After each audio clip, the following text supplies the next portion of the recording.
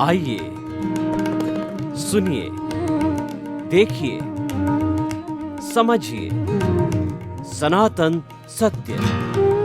जैसी दृष्टि वैसी सृष्टि, दृष्टि विज्ञान।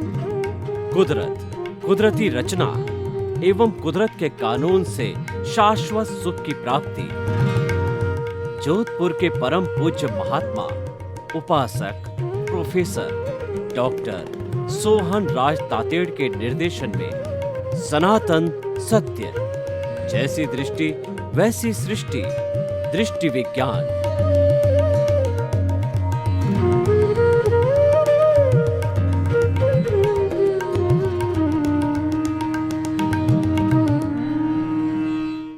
भाइयों और बहनों, मातृशक्ति को नमन। सनातन सत्य कार्यक्रम के अंतर्गत हम आपको कुदरत, कुदरती रचना और कुदरत के कानून के अंतर्गत आपको सनातन सत्य देना चाहते हैं। आपकी दृष्टि को सृष्टि में बदलना चाहते हैं, आपके सुख को परमानेंट सुख में बदलना चाहते हैं। हम आपको एक अच्छा इंसान बनाना चाहते हैं, हम आपके जीवन में खुशहाली लाना चाहते हैं, हम आपको दुख में से सुख निकालने की कला सिखाना चाहते हैं। ये सारा कार्य सनातन सत्य के माध्यम से हम करते हैं और प्रतिदिन नए नए एपिसोड्स जो है के माध्यम से ये सारा कार्य हम करते हैं। तो आज का बहुत सुंदर विषय है कि आत्मा की अजरता अमरता। अजर अमर वह होता है जो अविनाशी होता है, जो कभी समाप्त नहीं न होने वाला होता है, वो अजर अमर है। हम कितने भाग्यशाली हैं कि हमारे भीतर एक अजर अमर तत्व विद्यमान है, लेकिन हमारी रॉन्ग बिलीफ के कारण वह अजर अमर तत्व के हमको दर्शन नहीं होते। वह अजर अमर तत्व अनंत ज्ञान, अनंत दर्शन, अनंत शक्ति और अनंत सुख का धाम है। हम इस जीवन के अंदर सुख चाहते हैं, आनंद चाहते हैं, लेकिन जो बाहरी जगत में हमको सुख और आनंद मिलता है वह केवल इंद्रिय सुख है, वह केवल साधनों का सुख है। साधना, संपत्ति और संबंध, उन सब का सुख है, वो तो बहुत टेम्परेरी सुख है, क्योंकि वह तो अविनाशी है। और उसके बाद में जो सुख का भंडार है, जिसका लक्षण ही सुख है, जिसका लक्षण ही आनंद है, उसकी तरफ हम ध्यान देते ही नहीं है। देखिए, आज का जो युग चल रहा है वो मनोरंजन में बहुत विश्वास करता है। मनोरंजन अविनाशी विनाशी होता है, क्योंकि मनोरंजन केवल टेम्परेरी तत्व है, वो मन को खुश करने का तत्व है। तो आपने केवल मन को खुश कर दिया तो उससे आपका जीवन का लक्ष्य नहीं सकता है। ये मान लिया कि मन के जो है सुखी होने से आपको टेम्परेरी सुख तो मिल जाएगा, लेकिन हम सनातन सत्य में टेम्परेरी बात नहीं करते हैं। हम तो आपको शाश्वत चीज देना चाहते हैं, ऐसी चीज कि वह जीवन में कभी समाप्त हो ही नहीं। हमारे भीतर एक अक्षय सुख का, अक्षय आनंद का दरिया बहता है, समुद्र है, एक तालाब है, एक नदी है, लेकिन हमारी रॉन्ग बिलीफ के कारण, हमारे मोह के कारण, हमारे आवरण के कारण वह सुख का दरिया हमको दिखाई नहीं देता है। उदाहरण के तौर पे आप देखिए कि एक जो है कोई वस्तु रखी हुई है, उस वस्तु के ऊपर आपने कोई आवरण डाल दिया, कपड़ा डाल दिया, तो वो वस्तु दिखाई नहीं देती है। बादल जब सूर्य के ऊपर आ जाते हैं तो सूर्य दिखाई नहीं देता, जबकि वास्तव में सूर्य का अस्तित्व है, लेकिन बादलों के कारण वो ढक गया। तो हमें वो आत्मा की अजरता, अमरता, वह सुख का दरिया, वो आनंद का दरिया, वो हमको क्यों नहीं दिखाई देता है कि वो आवरण डाल देता है। वो उसके ऊपर कवरिंग डाल देता है, वो उसके ऊपर वह कुछ अवरोध पैदा कर देता है। तो हमारे सनातन सत्य का मुख्य उद्देश्य है उस अवरोध को हटाना, उस कवरिंग को हटाना, उस बाधा को हटाना। और जब बाधा हट करके निर्बाधा हो जाती है तो हमें वह साक्षात स्वरूप प्राप्त होता है। कैसा स्वरूप प्राप्त होता है कि भगवान कृष्ण ने जब अर्जुन बहुत ज्यादा निराश हो गया था तब उन्होंने अपना जो है वह पूरा स्वरूप दिखाया। उन्होंने जो भगवान का स्वरूप है, त्रिलोकी नाथ का जो स्वरूप है, वह 14 लोक के नाथ का जो स्वरूप है वह बताया कि मैं जो तुम्हारे सारथी के रूप में कृष्ण रूप में बैठा हूँ, मात्र इतना तक नहीं हूँ, मैं तो त्रिलोकी नाथ हूँ और 14 लोक का नाथ हूँ। वह देख करके अर्जुन जो है वो बहुत ज्यादा मनोबल से भर गया कि ऐसे ईश्वर भगवान मेरे साथ है तो मुझे किस प्रकार की तकलीफ है।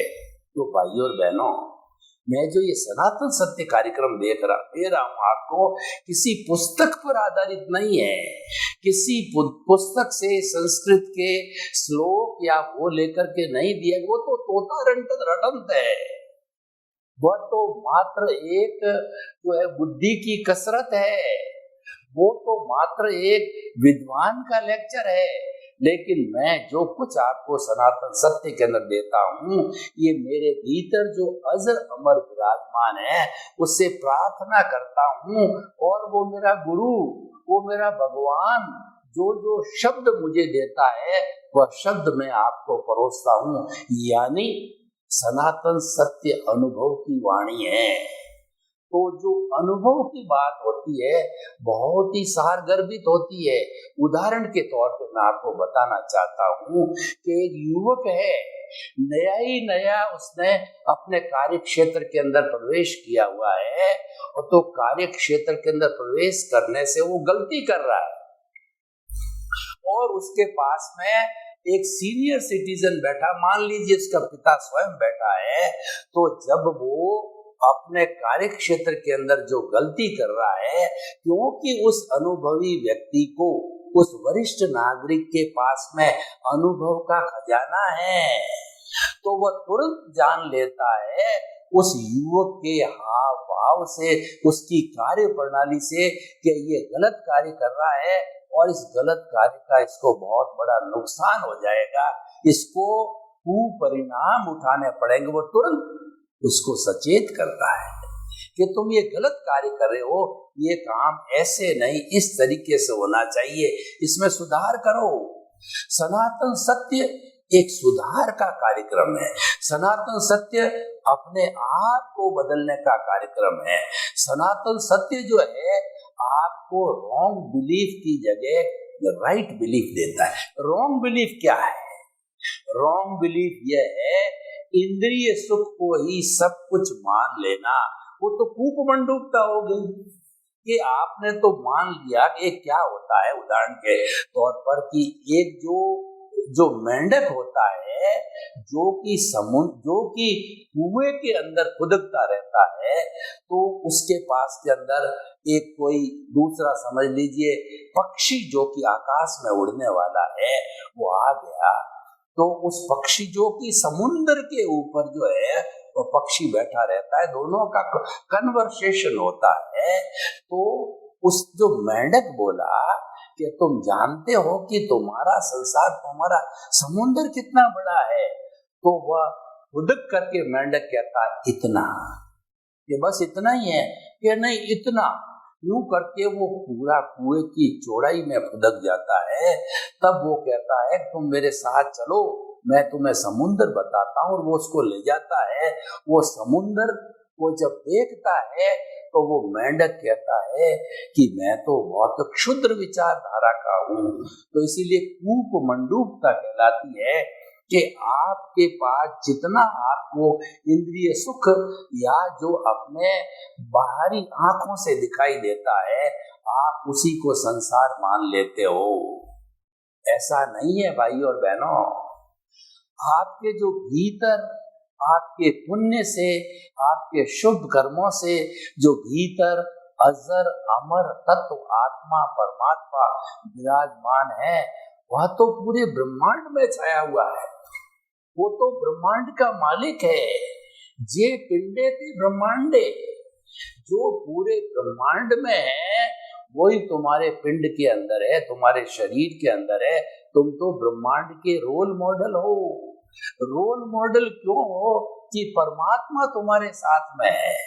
हम मंदिर में जाते हैं परमात्मा के दर्शन करने के लिए, और भी कई प्रयास करते हैं कि ईश्वर के मुझे दर्शन हो जाओ। मैं तो आपको सनातन सत्य में साक्षात ईश्वर के दर्शन हर क्षण कराता हूँ। क्या भीतर जाइए और भीतर जाके प्रभु के दर्शन कीजिए।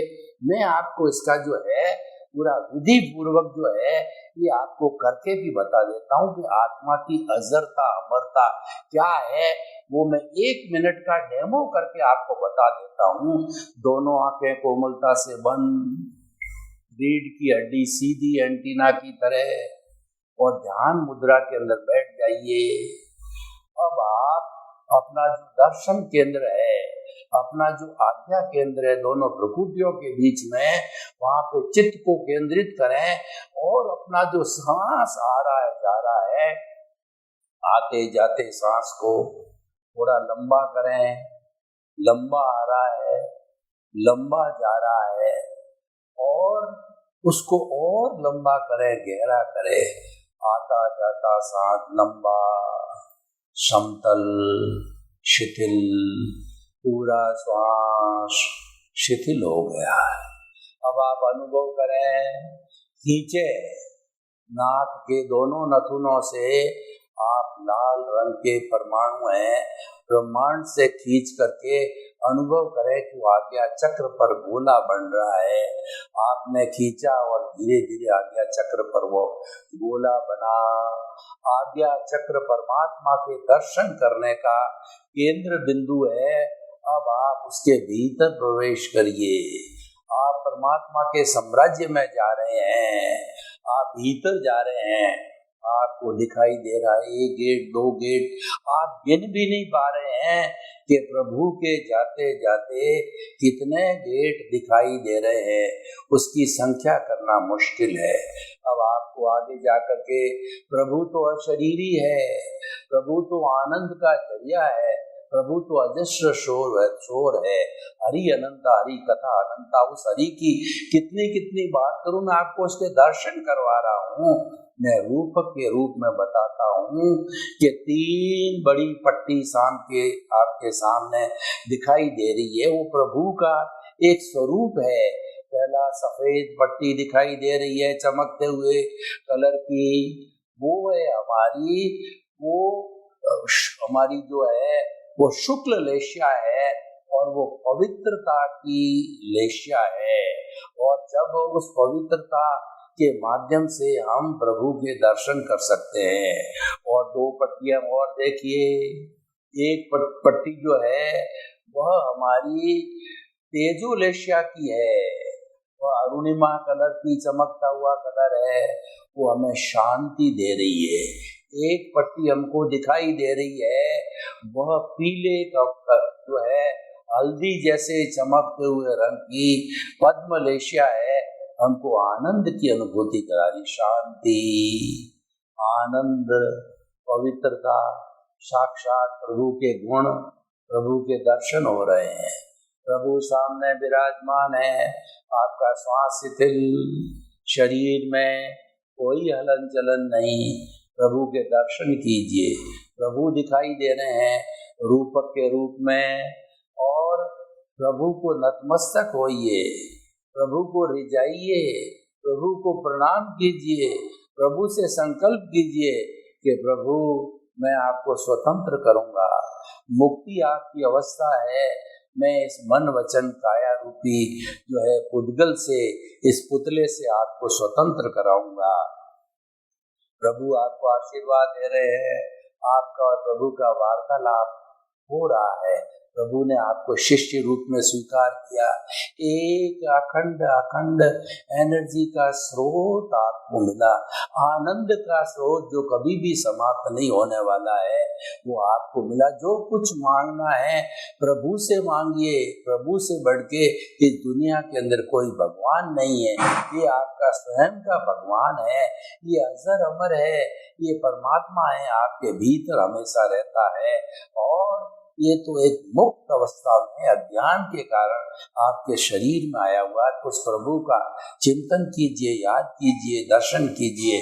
अब जो धीरे धीरे पुनः आप जो है उसी रास्ते से प्रभु को प्रणाम करते हुए वापस आइए आज्ञा चक्र के ऊपर, और जो है अपने दोनों मित्रों को, शरीर को और श्वास को धन्यवाद दीजिए कि दोनों आप शिथिल रहे, शरत रहे, आप तनाव मुक्त रहे। मैंने प्रभु के दर्शन किए तो प्रभु ने आपको आशीर्वाद दिया, और वह सारा आशीर्वाद आपके हाथ की हथेलियों के ऊपर आ गया है। आप हथेलियों को अच्छी तरह से मसलिए और प्रभु के आशीर्वाद को जो है आप सिर के ऊपर लगाइए। प्रभु का आशीर्वाद जो है आप 3 बार सिर के ऊपर जो है प्रभु का आशीर्वाद लीजिए। देखिए, अजरता अमरता का जो मैंने प्रभु से परिचय कराया आपका, आपके भीतर है, कहीं दूर नहीं है। लेकिन अज्ञानता बस हम कस्तूरी के मृग जो, कस्तूरी होती है वो मृग की नाभि में होती है, लेकिन कस्तूरी की महक जो होती है वह इतनी जो है कहना चाहिए कि सुगंधित होती है। उस महक को पा करके वह मृग इधर भागता है, उधर भागता है, देखता है कि ये सुगंध कहाँ से आ रही है। और जब उसको जानकारी मिलती है, कोई ज्ञानी पुरुष बताते हैं कि ये सुगंध तो तुम्हारी नाभि में, कस्तूरी तुम्हारी नाभि में, तब उसका अज्ञान दूर होता है। इसको मृग तृष्णा कहते हैं। हमें मृग तृष्णा को दूर करना है, हमें अज्ञानता को दूर करना है। अज्ञानता क्या है कि मैं अलग हूँ, ये शरीर अलग है। हमने तो शरीर को ही भगवान मान लिया, शरीर को ही सुख का साधन मान लिया और यहीं तक सीमित रह गए। हम तो जीवात्मा बन करके जैसे आए हैं वैसे चले गए। हमने जन्म लिया और जो है शरीर को, इंद्रियों का जो है सुख भोगा, मैं और मेरा के दायरे में रहा। मेरा घर, मेरा परिवार, मेरी धन, मेरी दौलत, मेरी स्त्री, मैं पति हूँ और वो मेरी पत्नी है, और जो ये धन है, संपत्ति है, मैं बड़ा लेखक, इंजीनियर, डॉक्टर, चार्टर्ड अकाउंट, राजनेता, और उसी में मशगूल रहे और पूरा जीवन बिता दिया।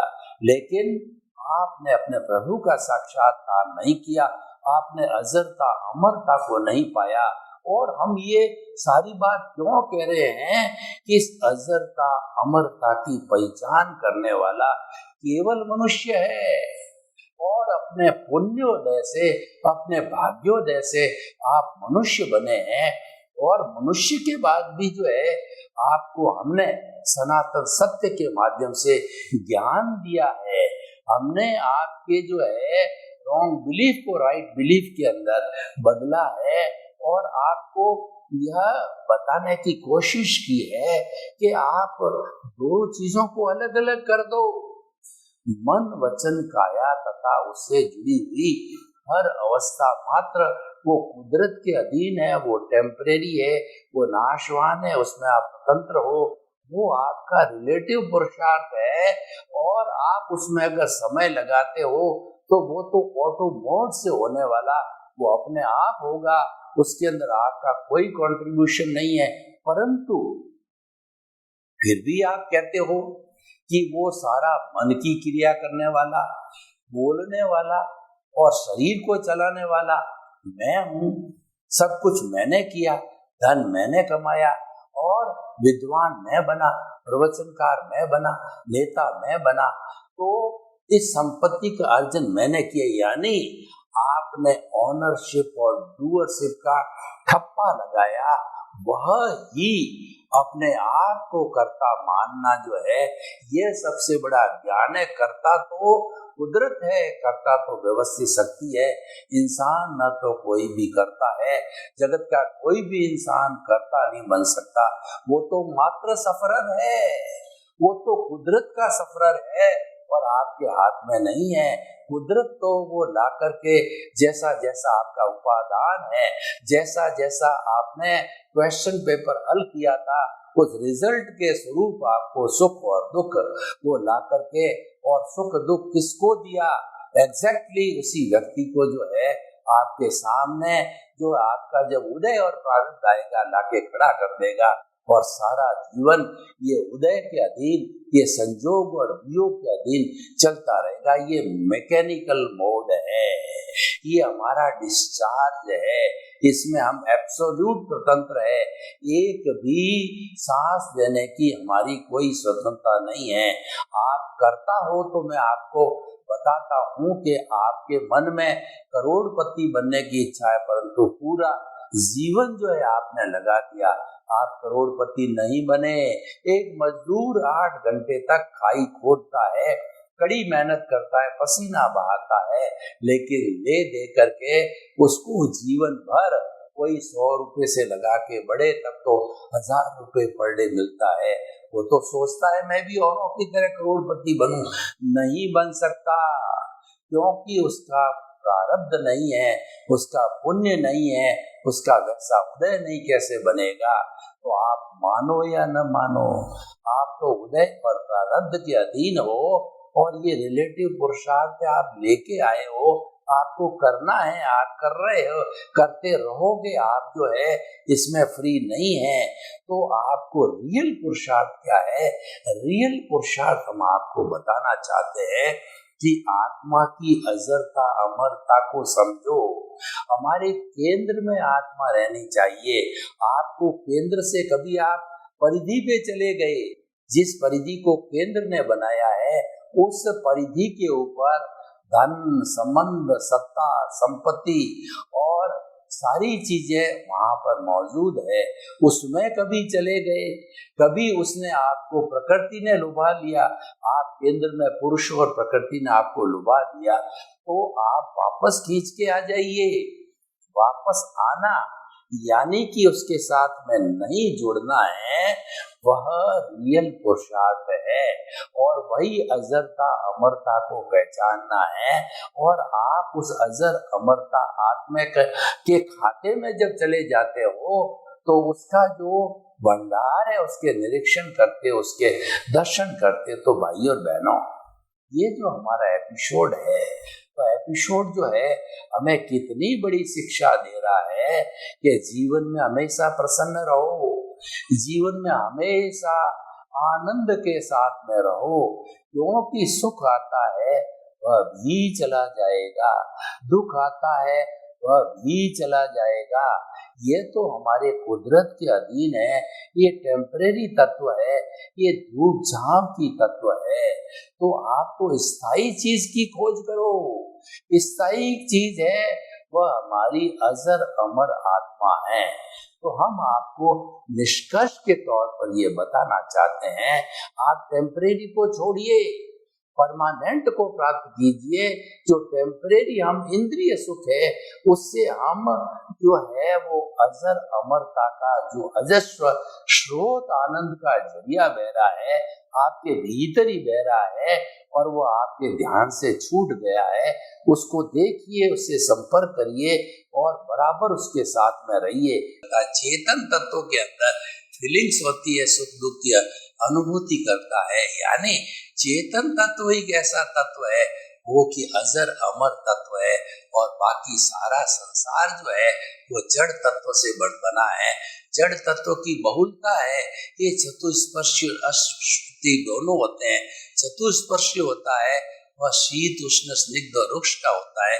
जैसे हमारा कार्बन शरीर कॉजल बॉडी है, जो कि अज्ञान है, जो कि हमारा प्रतिष्ठित आत्मा है, जो कि मिश्र चेतन है, जो कि हमको घुमाता है, जिसको हम कषाय कहते हैं, जिसको राग द्वेष कहते हैं, और जिसको हम संसार में भटकाने वाला वो कहते हैं, वह विनाशी है।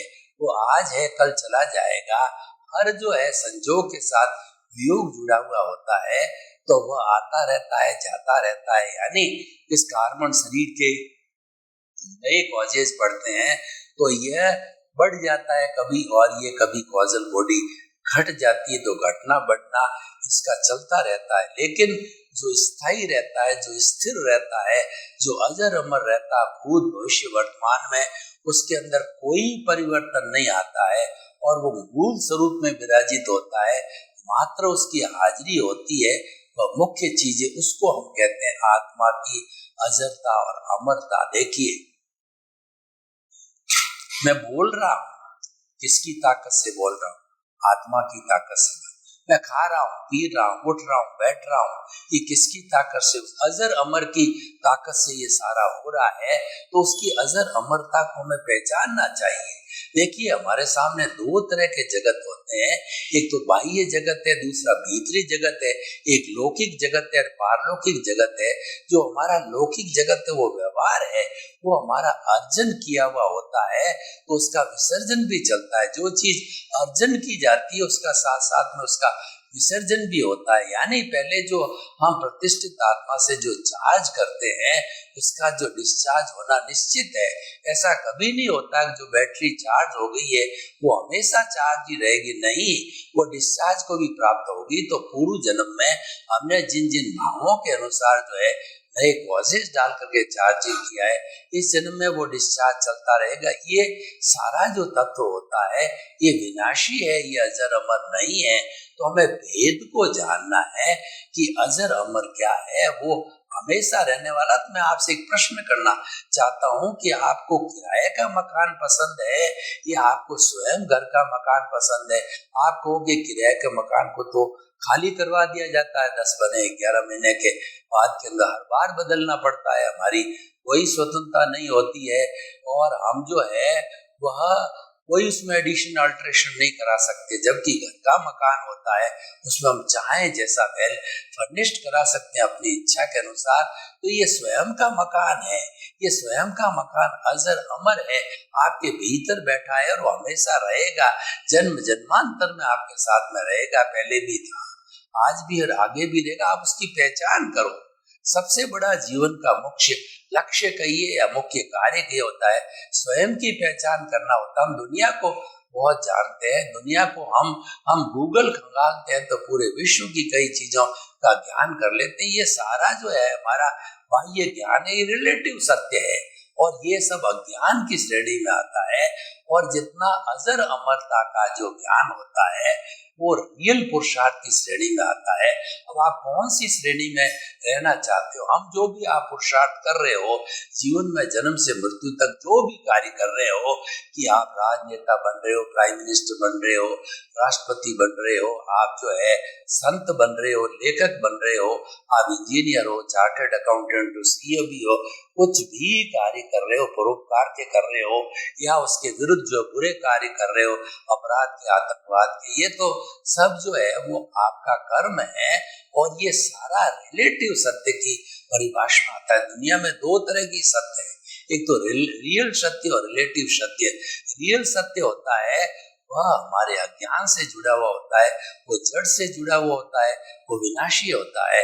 और रियल पुरुषार्थ, रियल सत्य होता है, वो सनातन सत्य होता है और वह कुदरती रचना, कुदरत के कानून से जुड़ा हुआ था। क्योंकि कुदरत जो कि जड़ का संचालन करती है और सारा जड़ उसके ताबे रहता है, लेकिन वह भी एक तरीके से अजर अमर है। क्योंकि जब अगर कुदरत ही नहीं होगी, प्रकृति नहीं होगी, तो जो कौन हमें जन्म देगा, कौन हमारा पालन पोषण करेगा? इसलिए इस पूरे कुदरत को साइंटिफिक सर्कमस्टेंशियल एविडेंसेस को करता जो मानते हैं, हम व्यवस्थित शक्ति मानते हैं, वही हर युग के अंदर एक सी रहती है। और आइंस्टीन ने तो यहाँ तक कह दिया पूरे ब्रह्मांड की शक्ति है, ई है, E = mc²। m का मतलब मास, इसके अंदर काम करने वाले जितने भी मास है, और c² इसका कांस्टेंट है।